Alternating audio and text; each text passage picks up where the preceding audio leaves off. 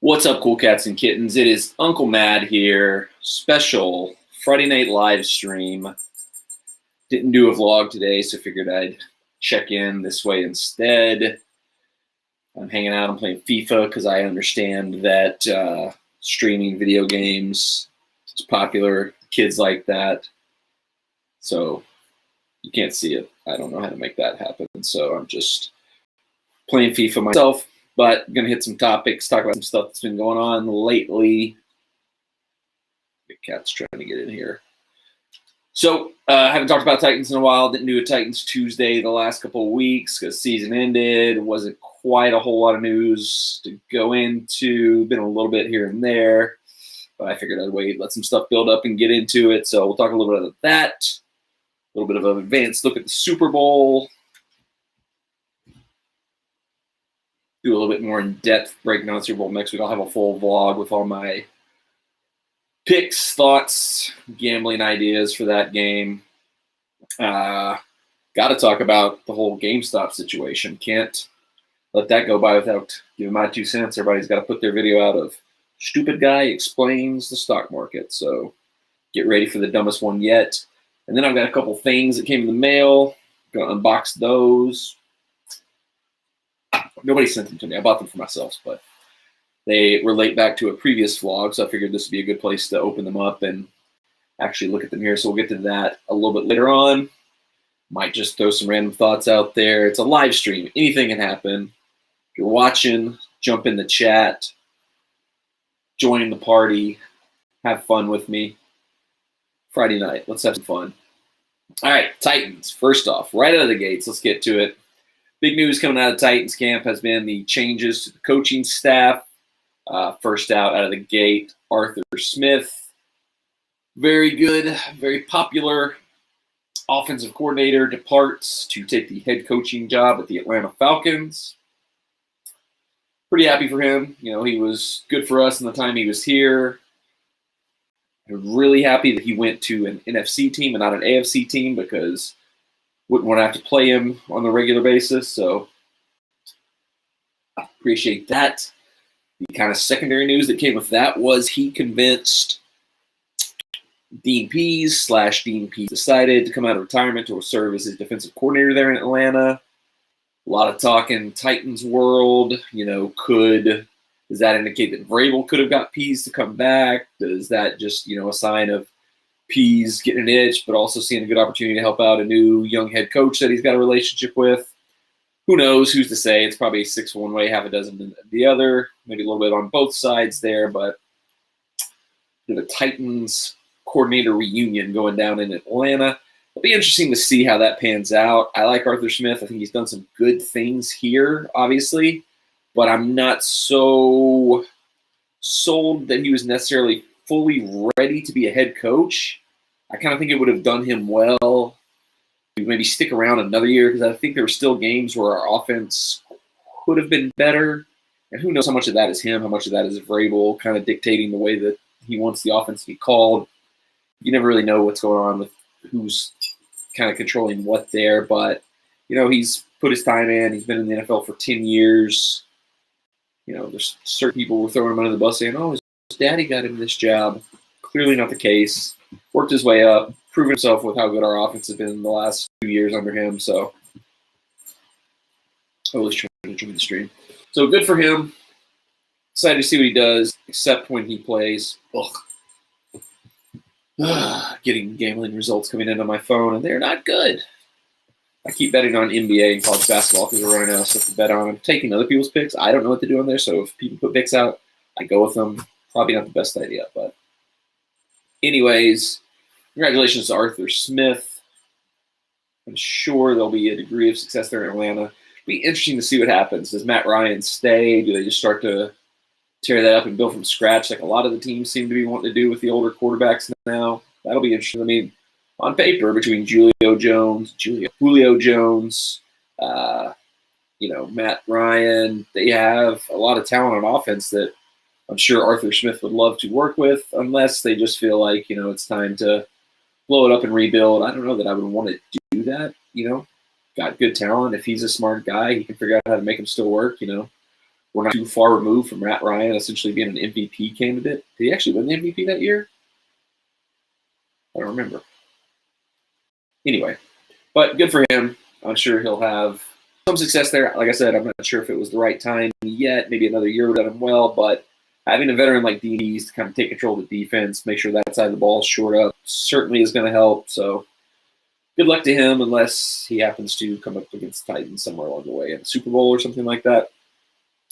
But with him being gone, the Titans needed a new offensive coordinator, and that's been kind of the big talk around the Titans since the announcement of Arthur Smith departing was what were they going to do at offensive coordinator, but also what were they going to do at defensive coordinator, because Shane Bowen, our linebackers coach, acted as a defensive coordinator last season. He called the plays. He was in charge of a lot of the scheming, according to Vrabel. Defense was one of the worst in the NFL. I believe it finished 30th, 29th, somewhere in that range. So you would think, logically, this guy who was defensive coordinator but not called defensive coordinator didn't do the best job possible. Just about everybody with eyes, just about every analyst looked at it and said, there probably needed to be some better players in there, particularly pass rushers. But the one everybody kind of looks at, and I've said it a million times, Kevin Byard, he didn't just turn into a bad player overnight. He didn't go from being an all-pro safety to a guy who looked like he couldn't tie his shoes, overnight. There wasn't, anything that changed in him, so to speak. I think the big thing I thought was going on throughout the season is Dean Pease was better at scheming for the players he had, figuring out ways to get Kevin Byard in the best positions, figuring out ways to create pressure. I mean, the Titans' best pass rusher last year was a cornerback, Logan Ryan. We didn't have that good pass rushers last year, and we were 100 times better, but I think it's a lot because Dean Pease was more creative in his schemes, more intelligent about how he got players into good positions to make plays. To me, it feels like Bowen didn't do that, yet that was what we decided to do, was to keep him on, and not only keep him on, but officially make offensive coordinator, which he basically was last year. I don't know, such a confusing thing. I don't know why Vrabel chose to not give him the title last year, but as kind of said repeatedly, he essentially was the defensive coordinator. That makes no sense. The whole thing's confusing. It almost feels like Vrabel promoted him defensive coordinator despite everybody who was talking about how bad of a job he did and how the Titans needed to bring somebody in from the outside. They did a couple of interviews with outside candidates, but those seem to mostly have been for show. I don't know. John Robinson's got quite a job to put in players that can overcome what seemingly is a not great defensive staff. So, John Robinson, help us. You're our only hope. Hopefully he got his bad offseason out of the way last season and he'll kind of clean it up next season. But I certainly don't have any faith in the defensive coaching staff we've put together. We moved a assistant special teams coach to outside linebackers coach. What? One of our weakest positions, outside linebacker, we're once again promoting from within, from a guy from a different phase of the game. Vrabel has been loyal to a fault a lot with his coaches. Worked out really well with Arthur Smith. He was a promotion from within. I remember 2 years ago, he goes from tight ends coach to offensive coordinator. Not a whole lot, positivity with that one. A lot of people were like, "This is the guy." Everybody wanted us to go out and find some exciting, young, creative mind. Arthur Smith was like a schlubby, chunky, Nick Cage-looking dude. A lot of people didn't like that. A lot of people thought, this is your tight ends coach who's never been a coordinator, who's never called plays, who's never done anything. This is who you're making your offensive coordinator. That worked out. I don't think the Shane Bowen thing's worked out. I don't think it's going to work out. I don't know why he would magically improve just by getting the official title. Everybody learns, though. Maybe he's going to spend the offseason studying what went wrong, what went right. Maybe Dean Pease can give him a call, give him a couple tips. Just because they're not on the same coaching staff doesn't mean they don't have a relationship where they can kind of communicate and help each other out. Maybe he can grow in the position. Maybe he can learn from it. Maybe Vrabel had more say in the defense than we know, which, if that's the excuse, if Vrabel had too much control of the defense and now he's turning it over 100% to Bowen, what does that say about him as a head coach, that him giving up power could make the team better? I don't know. I don't know if that's the case. I'm just throwing things out there. If things are sticking to the wall or not sticking to the wall. I think he's a terrible choice for defensive coordinator. not happy with it on my end. I think John Robinson's going to have a knockout offseason to bring in the players that can overcome the shortcomings that we have now in our defensive coaching staff. We also promoted, once again, to replace Arthur Smith. It's just funny, the cycle of things. Like, I don't know if this is just a coincidence or if Vrabel's literally looking at it going, hey, last time I promoted the tight ends coach, offense coordinator at work, let's do it again. Todd Downing, I think that's his name. I'm not going to research it. If that's not right, so be it. Who cares? I'm winging it tonight. But promoted the tight ends coach. Interviewed some outside candidates. A lot of people were pretty excited about Pep Hamilton. I think that's the correct name. Once again, not going to do any research. Not going to look it up. This is what it is. You're getting the raw, uncut, live Friday night stream. He was the offense coordinator at the Chargers this past season. Got a incredible rookie season out of Justin Herbert. It's kind of exciting to picture if he came here, because we have so many more weapons. Derrick Henry, A.J. Brown, potentially Corey Davis coming back, potentially John Smith coming back. Put a proven offensive coordinator who got a huge season out of a rookie that a lot of people don't have high expectations for out there in San Diego, L.A. They played in L.A. He could have been really exciting with our players, but how much of that was real? How much of that is just kind of due diligence where you got to do some interviews? My guess is probably the latter, because once again, Vrabel's been very loyal to the people that are on his staff. Promotes from within. Promoted last offensive coordinator from within. Promoted this offensive coordinator from within. This one I don't have as much about as I do with Bowen. A lot of the offensive players had already been talking. Taylor One on the podcast, Busting with the Boys, said there were several good candidates within that he thought would be good. I think Browning, if that's even his name, was one of the ones he mentioned that he thought would be a good fit. So there's some internal optimism with that one. Bowen was interesting. Darren Bates, who is a Titans linebacker for now. I don't know if he's going to be on the roster next year or not. He's kind of one of those fringe players, but he was – I don't know if he's actually throwing some shade, but he pointed out that, Titans Twitter was very salty about the announcement about Bowen, so that didn't him pointing that out, calling it to do it, didn't exactly sound like a ringing endorsement for Bowen from within the team, so that's, obviously not encouraging there, but, it is what it is. It's expected, everybody kind of predicted it. I think the interviews they were doing with outside people was mostly false hope, I guess. Kind of, I got my hopes up that maybe one of them would come true, even though I kind of knew what was probably going to happen, and it did. So, unfortunate as is, it could turn out really good. I don't think I would be a good. You got to learn how to do things. Maybe that's why Bowen didn't have the defensive coordinator title. Maybe Vrabel thought it was too much pressure, let him have a year to learn and kind of not officially have the role, and then one way or the other, he was going to put him up the next year. So, see what happens there. It's not great on paper. It's not great based on what we saw last year. But people can improve. People can get better. So, we'll see how it turns out. Not optimistic. But while we're on the subject of football, quick look ahead. We now know, obviously, what the Super Bowl is going to be, the big game. I don't know if I'll get sued. I don't think you might sue this stupid channel for me saying you Super Bowl, but I know a lot of like the bigger things that don't have the rights to use Super Bowl title will say like the big game, but we have the Chiefs, Buccaneers. Tony Romo semi-predicted that later in the season, so good on you, Tony Romo. Feel bad that I didn't bet the Bucs last week. I bet them 2 weeks in a row, and they paid out good for me, but I think ever since the Packers just stomped the Titans, I just couldn't see past that game and just couldn't get over how badly they beat the Titans and just had it in my head. This team's really good. They're going to stomp whoever they play, and they came up against a Buccaneers team that matched up really well with them, was able to counteract the things they do well, and beat them on the things they don't do well, so panned out pretty good. Brady, insane. Everybody's throwing out all the different stats about how crazy it is that he got one winner in the NBA tonight. Thank you, Atlanta Hawks. Hawks, is that right? This is why I shouldn't bet NBA, because I can't even remember what the Atlanta team is actually called. So, Chiefs and Bucks. Brady, 19 seasons. I believe this is his 9th Super Bowl appearance. So, almost half of the seasons he's played in the NFL, he's been in the Super Bowl. That's ridiculous. That's not fair.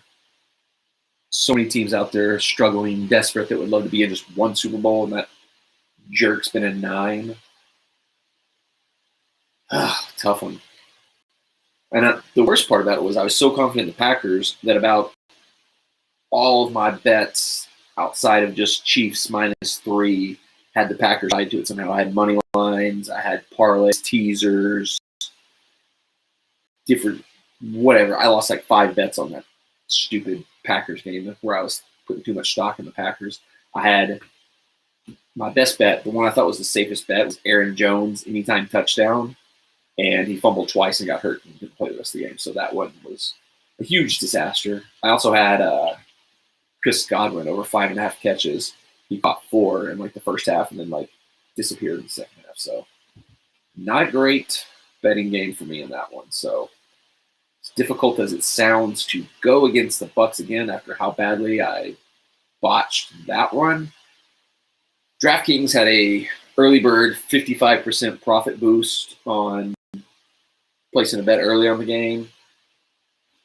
I've been saying it all season. I can't go against the Chiefs if somebody beats them. As much as Tom Brady is just unbelievable and unstoppable, it seems.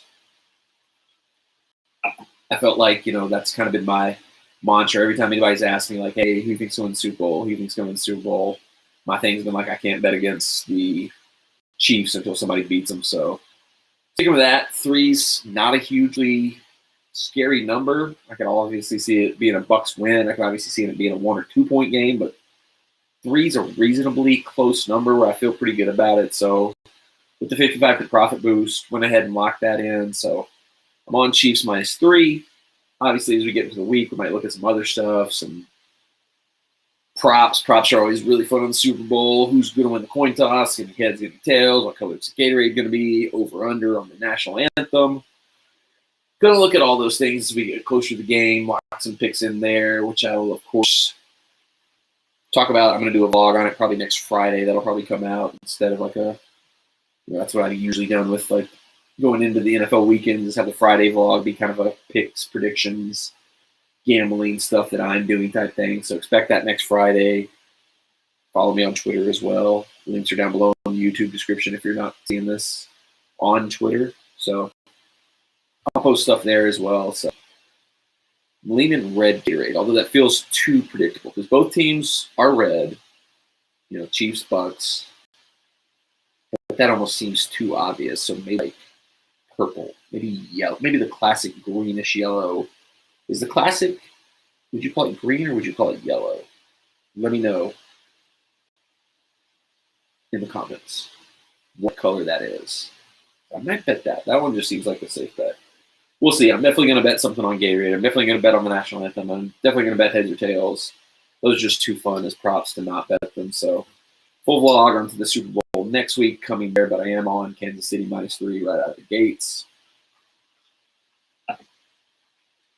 But speaking of gambling, speaking of betting, the world was taken storm by essentially a form of gambling this week with the huge Robinhood, GameStop, AMC Theaters madness.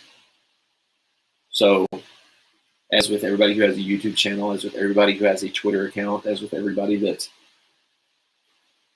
produces content, whether it's for 2 to 3 people like mine is, or thousands and millions, you got to put your video out explaining how this all happened from your point of view.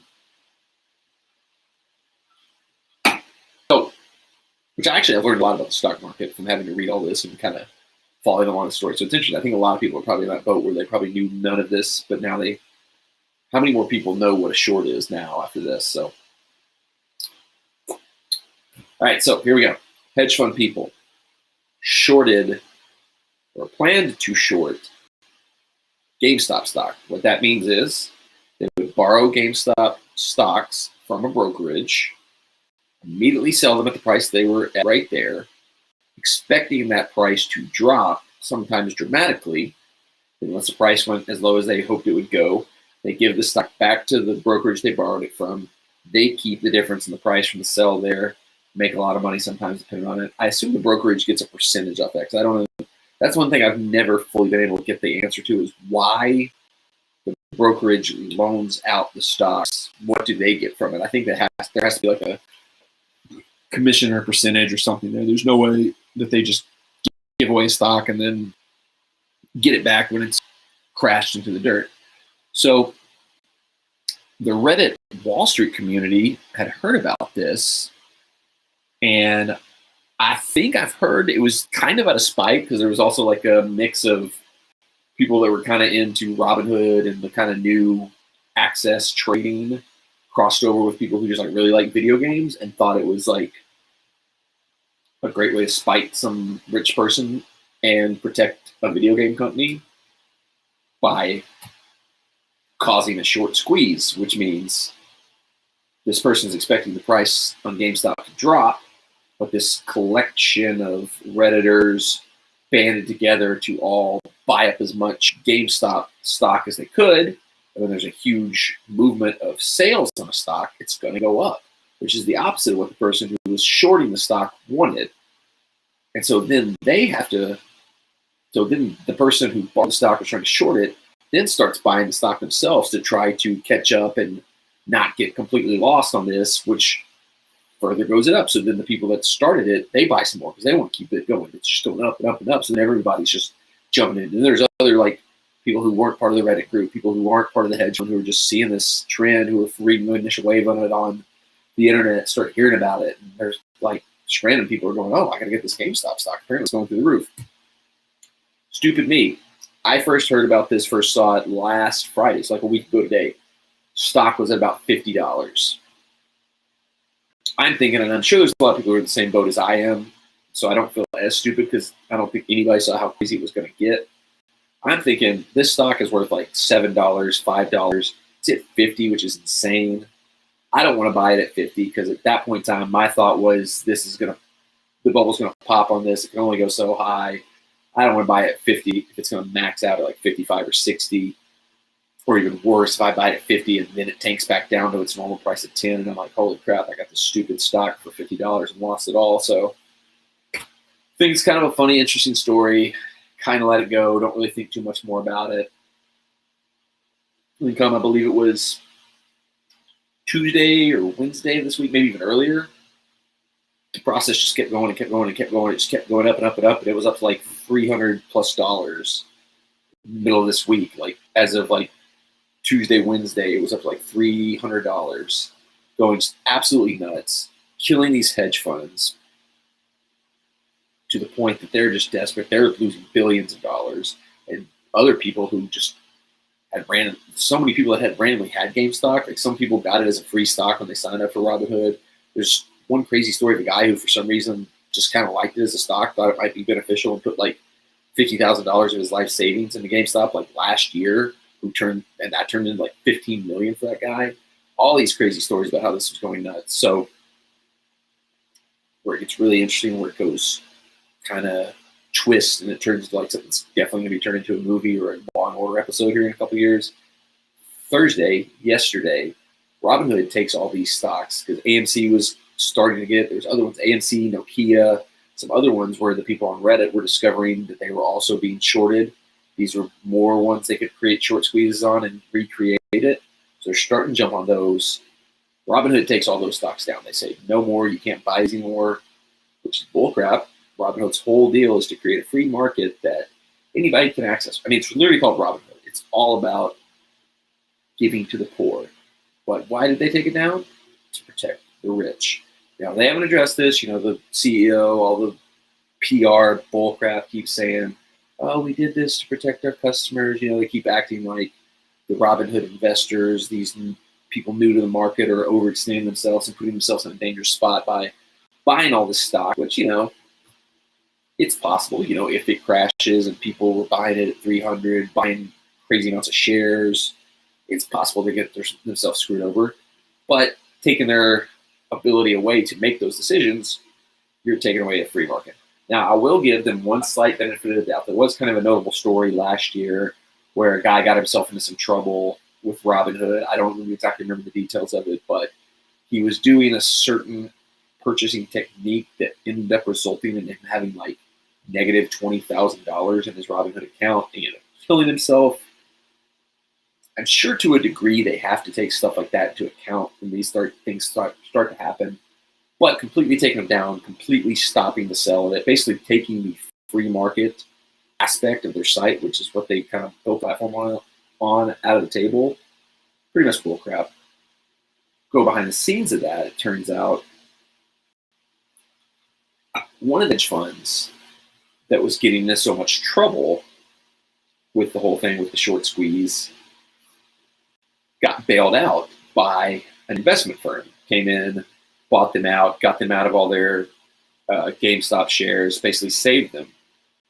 Well, that investment firm owns 60% of Robinhood. Huh.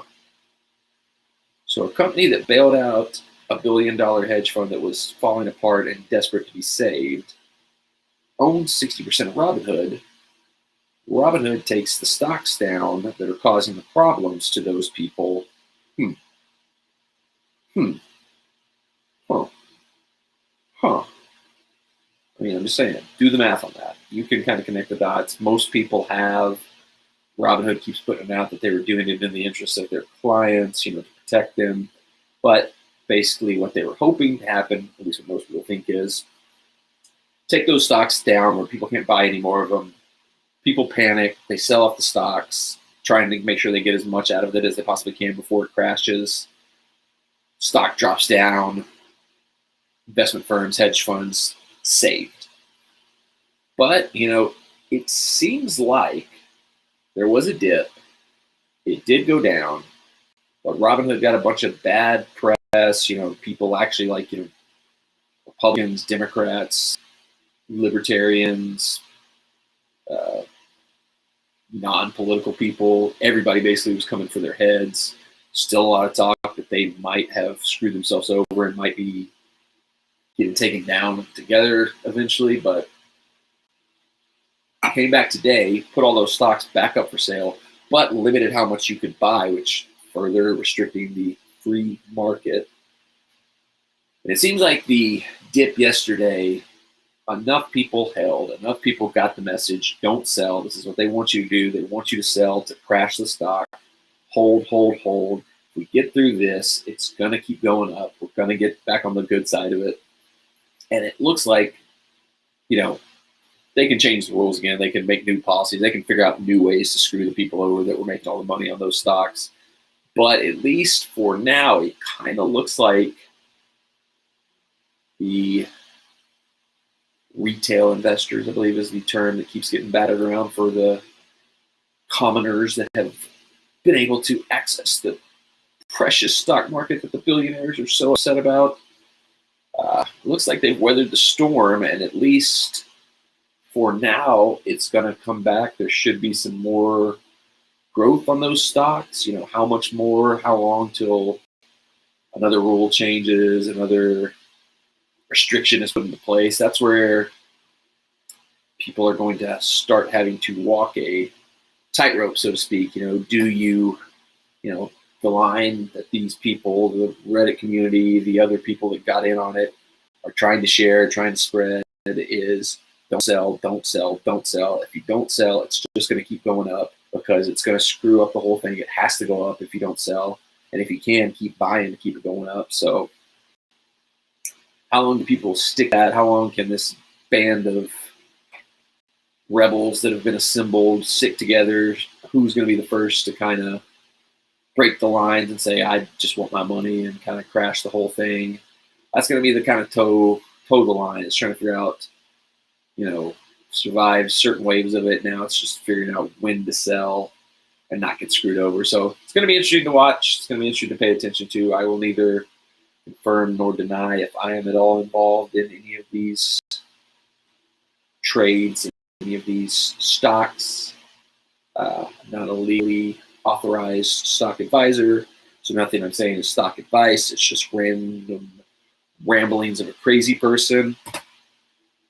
If I were going to recommend people to buy stock, I would say find stock it's connected to sports betting, whether it's the casinos that own the apps and such that are going live in a lot of states, been very successful for me. I got in on Penn stock right around the time that they announced that they were buying Barstool, but before they fully got into the online space and announced that they were going to do a sportsbook app with Barstool as like the branding. That thing has skyrocketed ever since I bought it. It's insane. I bought some shares of DraftKings, their initial offering. That hasn't gone up quite so much. One of the things I've heard is that DraftKings spends a lot more money than Penn does. Penn is basically using Barstool as free advertising, whereas DraftKings is paying millions of dollars in advertising. So it's kind of offset their revenue a little more than what's happened for Penn. But nonetheless, that stock has been very successful for me. And DraftKings is still relatively low compared to Penn. Penn is skyrocketed. So, it may keep going up. The more, my thoughts on these is the more, as long as states keep legalizing it, as long as there's new states that keep getting added, those stocks are only going to go up. Penn's pretty high right now. DraftKings is still at a point where I've considered going back in and buying additional shares, but haven't fully decided on that yet because I don't know. I'm not a big spender. I talk about this like I've got thousands of dollars. I'm not going to give you the numbers, but it's not. So that's not my advice on stocks. I don't have any advice on stocks. I'm not a legal stock advisor, but if I were, I would like sports betting stocks.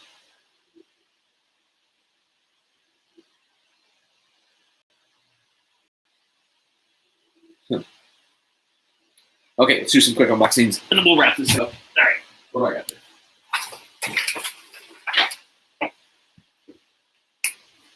Okay, first one. This has nothing to do with anything I've ever done on the channel, so I'm just going to do this one first and get it out of the way. Apologies. I've been doing pretty good at FIFA, so you haven't had to see any kind of crazy meltdowns while I play this. Is that why people watch people play video games, to see the meltdowns? So the other night, I was reading something, and they're talking about the amazing adventures of Cavalier and Clay. I'm almost positive I've bought this before, but I always wanted to read it because it's kind of loosely based on Jerry Siegel and Joe Shuster, the creators of Superman. At least I think it is. That might not even be true. It's written by Michael Chabon. I've read some of his stuff, and I think he's pretty good. He's been involved in like a lot of TV shows and movies that I really like, so I assume superhero type stuff, a guy who's done stuff that I like before. It makes sense. I don't read many books, so I might not have been 100% in my right mind, but I just got it on the notion to order it. And so I bought The Amazing Adventures of Cavalier and Clay. If I do read this, which I probably should since I bought it, I will maybe do a vlog talking about it. Maybe I'll do a blog. I still haven't done my best of 2020 blog. I promise you it's coming. I've been slowly assembling stuff, reviewing my notes from the year to see what was actually the best of 2020. It may be June before I actually write the blog, but I promise there will be a blog for the best of 2020. Music, TV, podcasts, movies, TikToks, everything. All listicles galore coming some point. I pledge to have that blog done before the end of 2021. That's my goal, to have the best of 2020 blog written and done by the end of 2021. So the blog description, or the blog link, is in the description below. So you can actually subscribe to that and get notifications for whenever blogs go live, so you won't miss the fabulous best of 2020 blog and possibly book review. All right, so that's one unboxing. Okay, so the next one's, you watched my video of my quest to collect all of the Disney Happy Meal toys. I ultimately fell short, but I did mention that I would possibly look at acquiring a couple of the ones that I liked that I didn't get. I definitely wanted the Tower of Terror. I was almost 100% sure I was going to get that one. But then I also decided that there was another one I wanted because it's Spaceship Earth, it's Epcot. So I went out and I found Soarin' Around the World, Daisy Duck, Spaceship Earth, Happy Meal toy. So another one to the collection. I think now with the ones I went out and bought, I think there's only like 2 or 3 that I actually ended up not getting. So there's a chance at some point I'm just going to buy them all and finish the collection off. But we'll see. I actually, let's see what this one is. I actually bought 2 Daisy Ducks. Might just give this one an FUP. I don't need 2 of these. I've been on 2 of them on eBay without really paying attention to what I was doing, and so now I have 2. I want to see if an FUP wants one. If he doesn't, lay your claim to it in the comments down below. I'll give it to somebody else if an FUP doesn't want it, but he gets first dibs, so. And then last but not least, this is the one I was 100% sure I was going to buy. Good Lord, they take this. Damn, no, I'm doing unboxing vlogs with this. You son of a gun. I got all this trouble to find the way to open this, and it's not what I think it is. I'm going to be very, very up. Oh my God, upset. Okay. I think I found a way. Okay, we're getting it. There it is. Holy shnikes. All right, here we go. Here we go. That's like a lot. Did I get some balance in it? No, it's just life.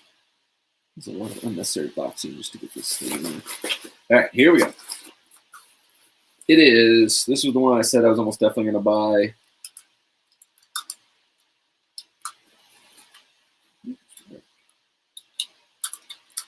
It is the Mickey Mouse Tower of Terror. Oh no, I'm falling. Yep, so if you haven't seen that vlog, it's got a scratch on it. Oh, I just wanted it. All right, so if you haven't seen that vlog, feel free to go back and watch that. It's on my channel.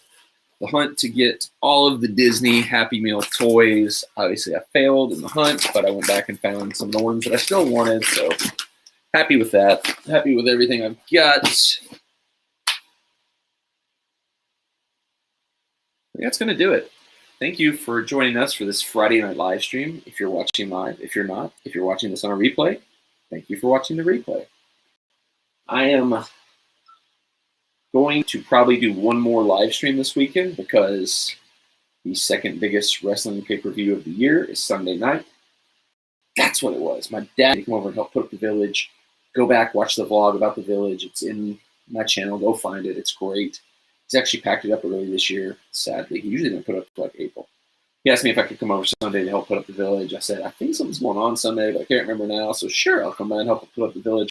Remember now, the Royal Rumble is happening Sunday. 30 men over the top rope. Winner goes to WrestleMania. 30 women in the women's battle royal over the top rope. Winner goes to WrestleMania. Huge night. Always usually full of surprises. Usually full of excitement. Gonna come back Sunday night. Probably do a live stream of that. Watch it. Live reactions when the Boogeyman's out, because inevitably there's gonna be some weird random surprises that aren't that cool, like the Boogeyman. Booker T, he seems to always show up in the Royal Rumble no matter how old he is. So look for that when the link for that one goes live. Subscribe to the YouTube channel and put the bell on for notifications so that you get alerted when it goes live. But until then, there'll be a better day tomorrow, so you can look forward to that. But until then, thank you for tuning in. Thank you for being a part. I can say, almost stole another person's catchphrase, so good thing I caught myself there. That's all for Friday Night Live. We did a lot tonight. Well, let me know what your favorite part was. Let me know what we could talk about and maybe do this in the future. I mean, this is a fun way to spend a Friday night when I'm not going out and doing anything in these times. So, but because we're not going out, I'm just sitting alone in my room. Bully's over there. It's just us. But he's properly distanced from me. He listened to the things we say. He's done what we want him to do.